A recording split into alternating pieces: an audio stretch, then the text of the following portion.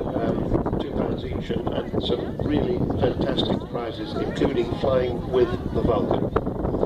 Now she is just lining up to our left at the moment with Kev Rumens, the man flying her today. He's the co-captain. The other co-captain is Bill Ramsey, and there's a third member of the crew, the air electronics officer, and that's Phil Davies for today. So as she comes running in from our left, starting to accelerate, coming in very slowly. You can see, I can see as I look straight to my left, you can see how strong the wind is from her right. She's quite drifting, significantly going to the left.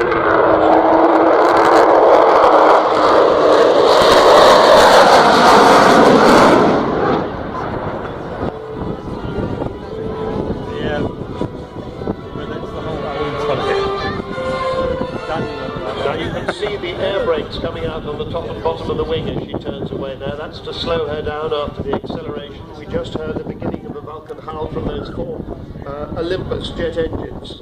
About 16,500 of static thrust from each of those, 65,000 pounds in total. This is the aeroplane, don't forget, that protected this country against the threat of nuclear holocaust in the days when she was part of the mutually assured destruction that prevented the Third World War happening. Coming back in towards us, Kev Rumens will apply the power soon and take her into about 3/4 of a spiral climb.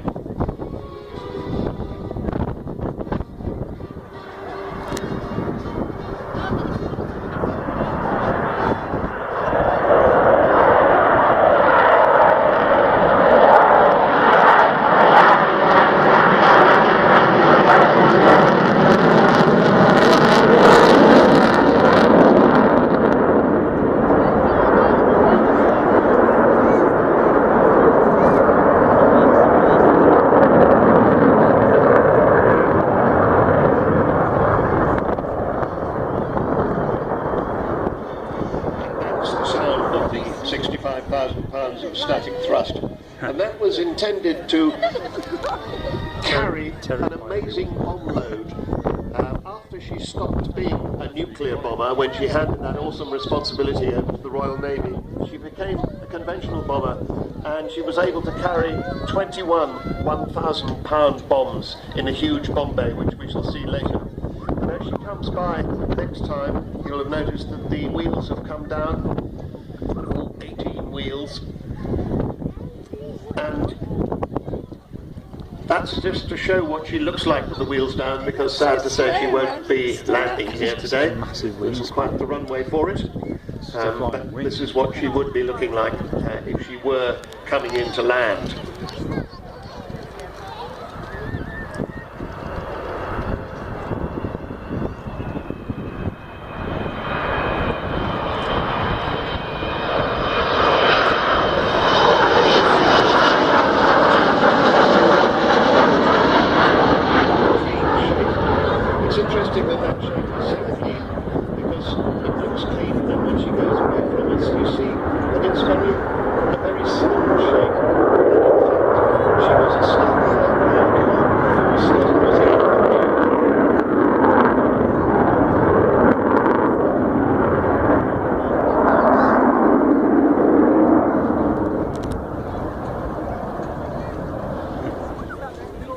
Well, I was talking about the conventional bomb load.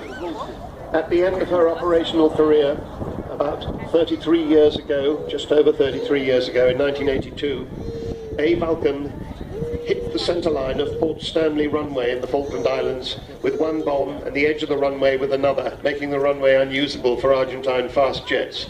And until the Gulf War, it was the longest bombing raid in history, 7,760 miles round trip, about the same as from here to Bali in one hop.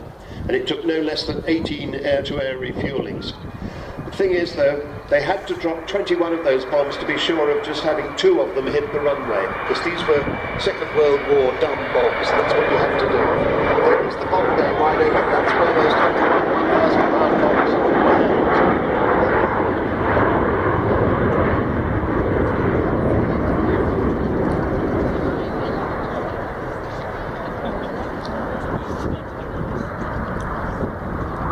the last few years of her life in the Royal Air Force, she first flew in 1952, did the Vulcan prototype.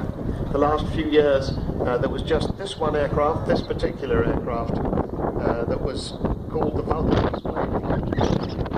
People did not want to let Vulcan go, but eventually the Royal Air Force had to retire her, and she was retired in 1993. And then two people decided, basically, well, a lot of people decided, but two particular people decided that she ought to be preserved, and if possible, preserved in a flying state. As she comes by this time, watch for those bomb bay doors closing. See that area, the 21 bomb doors are now closed.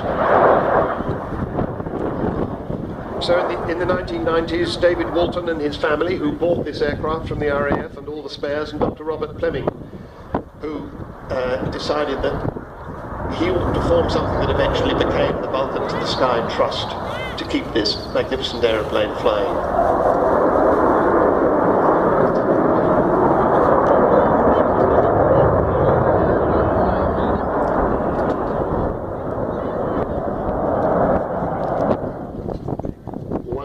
Silhouetted against the imagine being stood on the ground fluffy white clouds, was about to come across the camouflage colour scheme immaculately maintained by Taft Snow, the crew chief and chief engineer, who says 558, that's this aeroplane, XH558 is my baby.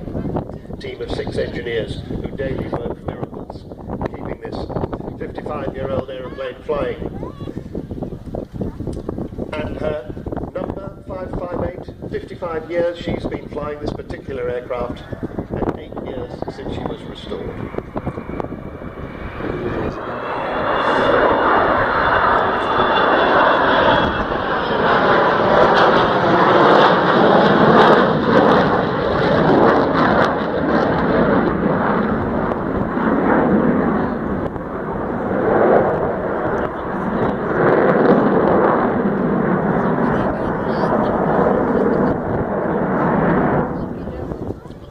And you can see there that she is as manoeuvrable as a fighter. She even has fighter-style control sticks. She doesn't have a big control yoke that most bombers have. She now lives at what used to be RAF Finningley. It's now called Robin Hood Airport, Doncaster, Sheffield. She was actually stationed there, this aircraft, between 1960 and 68. But she has her own hangar now, and you can go and visit her there. They have all sorts of visiting facilities there. And actually that facility will go on after she stops flying after this season. We also hope that she'll be able to continue to run her engines and be able to do fast taxiing on the runway there. So I think she's coming in now for her final pass, and we may be able to reflect a little on what happened in 1982, as I said, just over 33 years ago, when she run out those 21 £1,000 bombs on the Port Stanley Airfield runway. We hope to be able to give you a little bit of a representation of that. I'm sure when we watched it.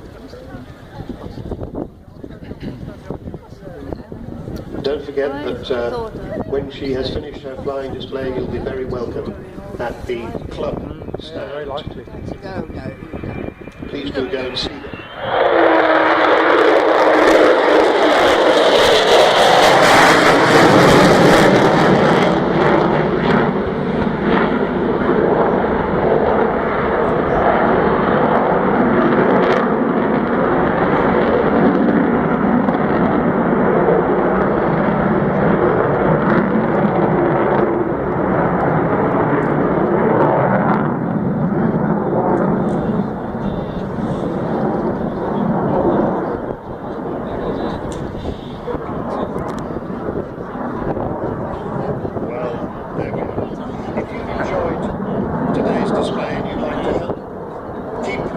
XH558 going, you can just get your mobile out now and send a text.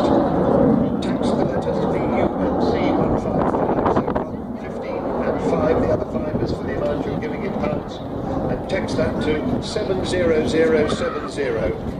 So text the letters and figures Vulcan 155 to 70070. It'll cost you a £5 plus your standard text charge. All of the £5 goes to the Vulcan to the Sky Trust. Obviously you're going to